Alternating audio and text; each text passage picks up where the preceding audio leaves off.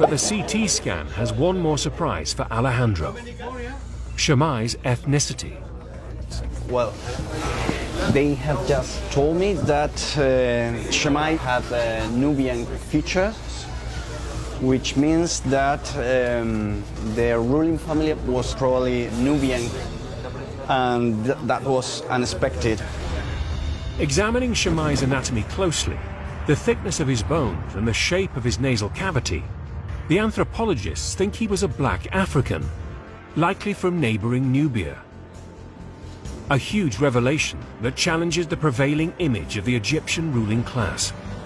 We always thought the ancient Egyptian elite were Mediterranean type, and in this sense, Shemai is representing the society of the frontier, in which different ethnic groups were mixed. At the end, it doesn't matter the color of your skin. Shemai was Egyptian. Obi Afara, the Biafara, Biafra na the center name